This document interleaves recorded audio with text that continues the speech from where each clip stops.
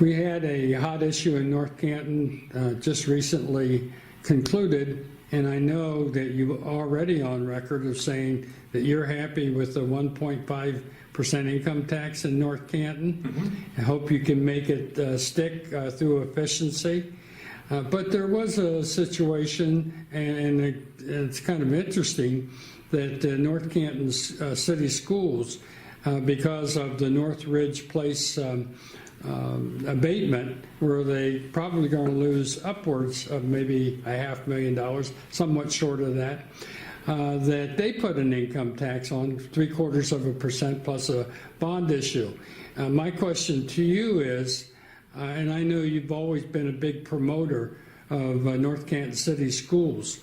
Right. Are you supportive of that issue or not, because you see that it may impact, as no matter what kind of effort in terms of efficiency you and council put forward, you may have to go back and ask the voters for some more revenue. So how are you come out of that and that, from that dimension? And also, before you leave your answer, I want you to address whether or not you thought the process of awarding the abatement was what it ought to be. Yeah, that's a good question. So going back to the property abatement for the North Ridge Apartments, when we talk about a cut, okay, there was not a cut to the school's budget. Actually, what that project did after the settlement agreement, it brought in like an additional $20,000 a year to the school.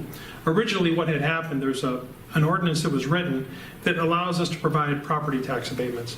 This one, on all residential property tax abatements, according to state law, they are to be given by one individual, which is the chief building official. You know, what they call the housing officer, officer, right? The housing officer. That was unelected person, right? Right, an unelected person. It was intentionally written that way so that when, you know, Mr. Smith comes in and he wants to have a property tax abatement for an improvement of his residential property, he didn't have to go through the mayor and the other elected officials, the council, to get that approved. It was supposed to be a non-political decision. So they put that in the hands of the housing officer. And that, in this time, it was Eric Bowles. So that's for residential property. When the developers... Let me stop you just a minute, make sure I understand. Are you saying you disagree with those, and some of those are school officials, who say that North Canton is, even with the fix that council did, is going to lose up to $500,000. You challenge that? Oh yeah, absolutely, because they didn't, when you say a loss, Marty, that new apartment complex that has really revitalized that whole area, which was in some cases what many people would consider to be a blighted area, because it was an old trailer park area that was very much run down. But with those new apartment complexes that was brought in by Mr. Lemon and Mr. Dehoff, you know, we've got a beautiful apartment complex. So by your reasoning, you're saying that, oh no, you're getting upwards of $500,000 in additional revenue. That's a gain for you. Oh, it's a gain. It's a gain for the schools. It's a gain for the city. Now, the thing is, when we talk about a cut, it's that the schools weren't getting the full property tax. Upwards of $1 million, right? Yeah, so it was about $60,000 So a year. it's a relative concept, right? Right. But the schools, as a result of this, they're getting more money than they did in 5 years ago. So the property tax collection for that particular apartment complex has only brought more money into the school system. But when people say the cut, they're saying that, well, instead of getting, let's say, $22,000 a month for 10 years, they could have gotten $40,000 a month. So they're saying that was a cut from what they should have been getting.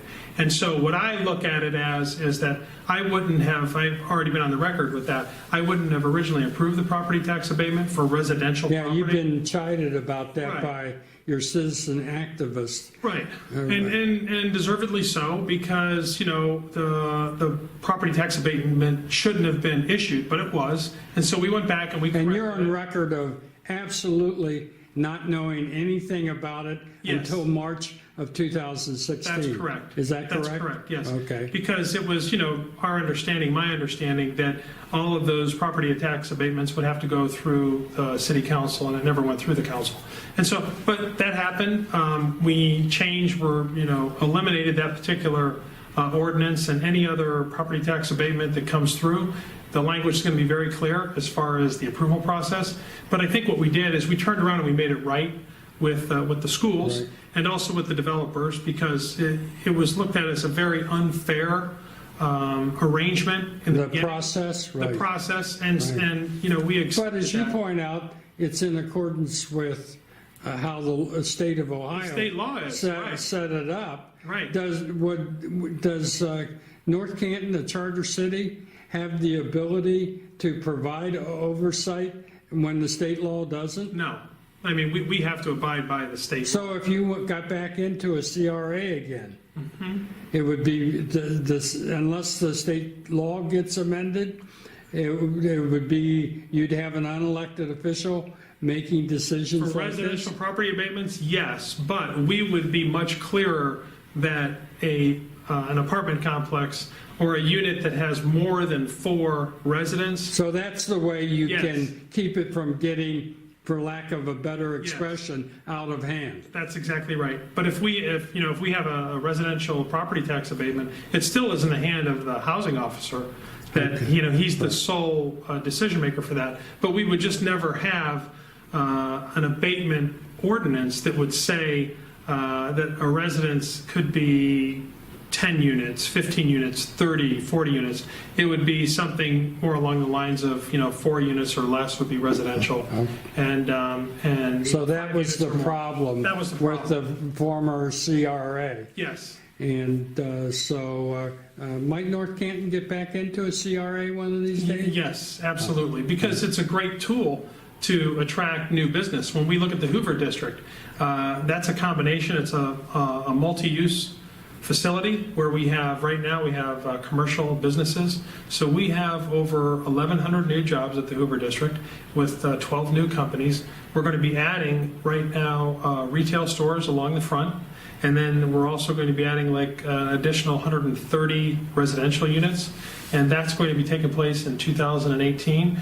But we are looking at either a property tax abatement or an abatement of income tax.